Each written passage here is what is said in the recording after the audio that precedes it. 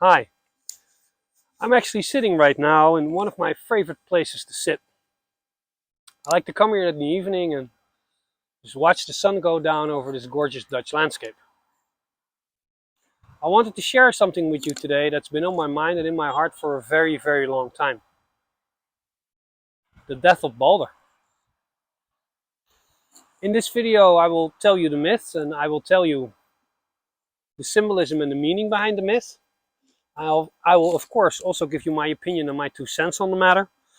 And I will explain in the second part of this video why I believe that as a society we are living through the death of Balder right now. That may sound a bit outrageous, but I'm hoping that if you watch this video to the end, you'll have a good and clear understanding of why I feel that that is the case. So, the god Balder, the beautiful and shining one, is prophesied to die. Nobody wants that. Everybody's worried. Even Odin is worried. So his mother, which a lot of people say is Freya, and a lot of people say is Frigga. I'm gonna go with Frigga. You know, she does what a mother does. She makes sure that her son befalls no harm. So she travels the world and she makes everything, every animal and every plant, swear an oath that they will not harm Balder. Because she figures if there's nobody out there to harm Balder, he won't die. Now,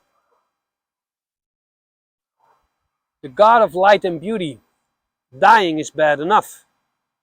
But it's prophesied that his death will be the beginning of the end. Not only for humans, but even for the gods themselves. It is prophesied that when Balder dies, it will be the beginning of Ragnarok. So, Frigga becomes this overly protective mother archetype for a while. And she tries to protect him. But of course she fails. And why does she fail? She fails because of Loki. Because Loki kept this little plant to himself, the mistletoe. And she figured, it's just a tiny plant. It doesn't matter. But it did. Because the gods one day are having a party and they're having a laugh because Balder has become nigh invisible because of all the things in the world swearing an oath to Frigga not to hurt him. So they're just throwing things at him like battle axes and swords and just pieces of metal, anything they can find, and everything just bounces off him. He's just completely bulletproof.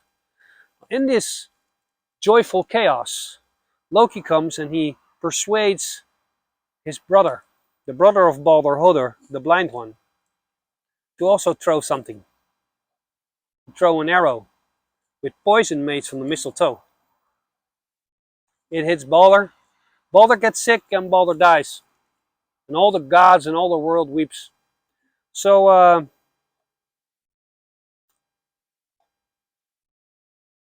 all these gods come together. And they try. They try to bargain. Bargain with Loki's daughter. Bargain with Hel. To get Balder back. They say that the whole world weeps because light is no longer among the gods and among the men. So Hel says, okay, if you can get everybody on the planet to weep because Balder is no more, then you may have him back. So they travel the world and they get everybody to weep. Everybody except one little old grandma, which probably was Loki in disguise. She didn't want to weep, and because there was one person who wouldn't weep, they're not getting him back.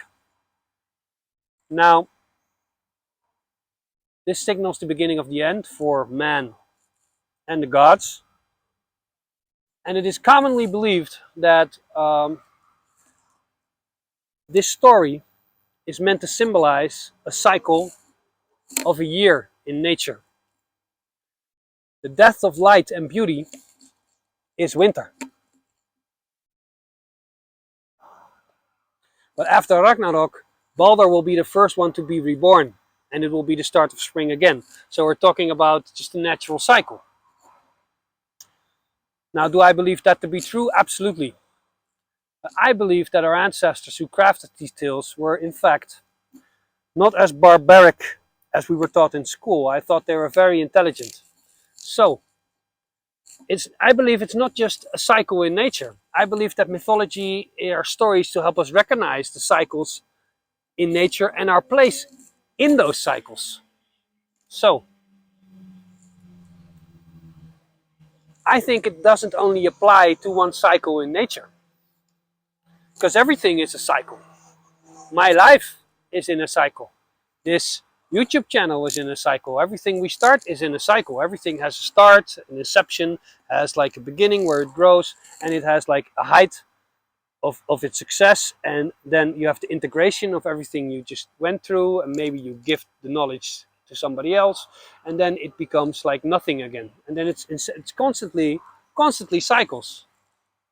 So the God of light and beauty, it dies, and it dies to signal the beginning of the end of a cycle. I think that's true for everything. You can extrapolate that to anything. Like if you say there's like a bird, and when that bird is born, you can see, like, even if it's just like a chicken, there's this tiny little chick, this tiny little bird, there's so much beauty. Balder is there. Balder is the first one probably to be there, because there's just so much beauty. And then that bird and chicken lives his life, and there's beauty. But like, unless it gets eaten by a fox or something, but if it gets older and it just dies, usually it doesn't just die. First it gets a bit sick. And if you get really old and really sick, just before you die, what's the first thing that leaves you? Your light and your beauty. Your energy leaves you. Your light and your beauty leaves you. So it's not just the end of nature, in that the end of beauty in nature. I think that the death of Balder represents every cycle, and every time we go, we get close to death. Now, what I mean by we are living through the death of Balder, I sometimes think we are living through the death of Balder in Western civilization at the moment, because, you know, look at these buildings in European cities, in Amsterdam, in Paris, in everywhere. Tourists still go to see them. They were like built in the 14th, 15th, 16th, 17th, 18th century, and these are timeless works of beauty that people still come to see. I often think, what do we build now here in the West? We tend to build a lot of square boxes, a lot of distribution centers, a lot of data centers. Very little beauty in that. So you could argue that the moment we started to swap in economic efficiency instead of beauty, we kind of lost our beauty, and we kind of lost Balder. So if this is true, this has very large consequences, which means then we'll get a filmbulwinter. I'm probably pronouncing it wrong again. Which means we'll get a couple of winters will be fucking gruesome, and it'll be the end of a cycle, and, you know, everything is reborn again. If that's true, we're up for one hell of a winter. That's why I'm recording this video, because we might just have one hell of a winter. And then I can like have bragging rights, like, I called it!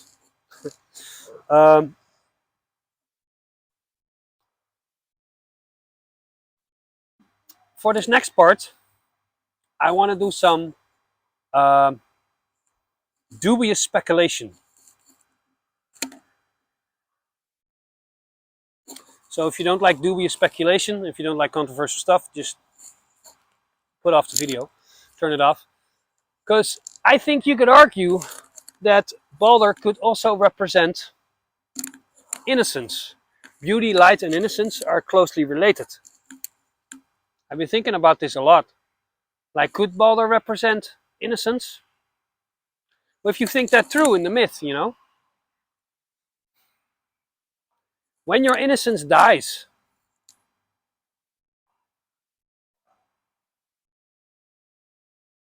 not even all the gods put together can bring it back. I think that's very true. So Balder might as well represent innocence. So I started thinking, like, my theory is, like, we here in Europe, maybe Western civilization as a whole, we're kind of going to the death of Balder. Are we also going to the death of our innocence? I think we are. And let me tell you why. You know what makes a successful Wall Street trader, by the way? This sounds like a different story, but stick with me, it's the same. A successful trader identifies trends. And if you identify a trend, say something's been going on for 5 months, there's a high probability that it will go on another month. So you can bet on that through the stock market. If you find a trend that's been going on for 20 years, there's an even higher probability it will go on for at least another year. So therefore, they say in Wall Street, the trend is your friend. So what's the trend I discovered when it comes to the death of Balder? I think there's a trend going on in Western civilization where we lose our innocence. At least for the last 20 years. And if we've been doing that for the past 20 years, well, that means that the trend is likely to continue. Let me tell you what I mean. I'm old enough to remember 9/11 when those towers were knocked down. And after that, we found out that the military in the West really didn't have our best interests at heart. We found out that they went to war for something else than our safety. After that 9/11 in Afghanistan and Iraq, it was pretty clear that the military was not in a good place. Why is that important? Because military is like this archetypal father figure that protects us. So our father is being corrupted. Isn't that like the essence of losing your innocence? Well, shit get deeper. In the meanwhile, we also had like the Catholic priest scandal. A priest is also like a father figure. It's like a spiritual father figure. And we figured, and we kind of like, it came to the forefront, to the light, that the church had been raping young boys and young girls on an industrial scale for decades and been getting away with it.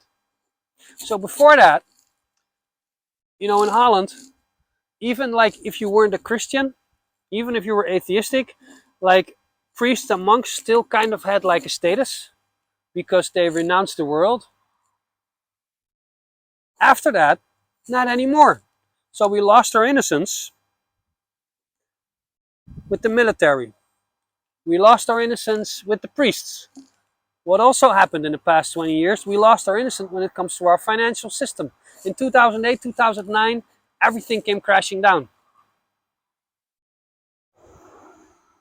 And the people that caused it got bailed out by the government and got really big bonuses out of it.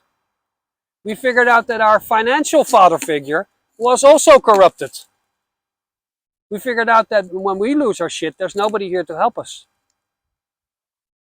But when the rich lose their shit, there's somebody to help them.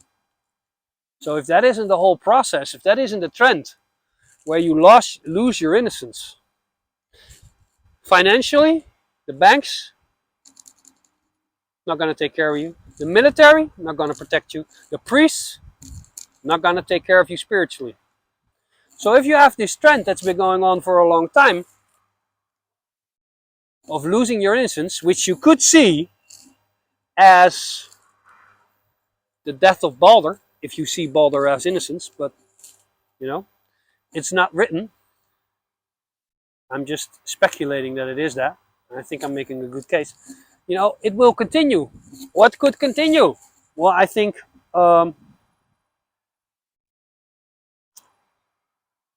what's left?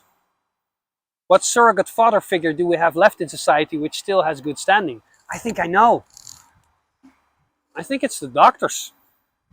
Like I said, if you have a trend, the trend is more likely to continue than not. So, the doctors. Medicine and science, how could they lose their status? Half of you are watching are probably laughing right now, going, oh yeah, they've been losing their status for 2 years. Yeah, maybe they have, maybe they haven't. But I started thinking, what? What gave them their status? I'll tell you what gave them their status. It's the invention of antibiotics, the invention of penicillin. There were literally people at death's door who were giving antibiotics who were coming back. It was made to Dr. Great, and what gave rise to like this enormous growth of modern medicine where every natural process has to be stopped and intervened in somehow. And I'm not totally against this type of medicine. I'm just thinking that a lot of times it's gone just a bit too far. But nevertheless, they've gotten their status as surrogate father figure from the penicillin, from the antibiotics. It's common knowledge among scientists and doctors that antibiotic-resistant bacteria are on the rise. And they are trying to make new antibiotics to keep up, but they're openly stating that they're losing this battle. So, I think there will come a time where there will be a pretty big epidemic. Could be a virus, could be bacteria. And I think that medicine will fail us. That will be the final death of Balder. And that will be the start. Could be the start of Ragnarok. Like I said, I'm speculating, but I think there's always meaning in this myth, and there's always... My experience, even if you know the myth and you know the meaning, like the death of Balder, you go like, oh, it's nature, it's just winter. I think it is. But I think there are always deeper layers. I think you can always like travel to that myth and go deeper. So I hope you like this. Thank you for watching until the end. And I'll see you next week.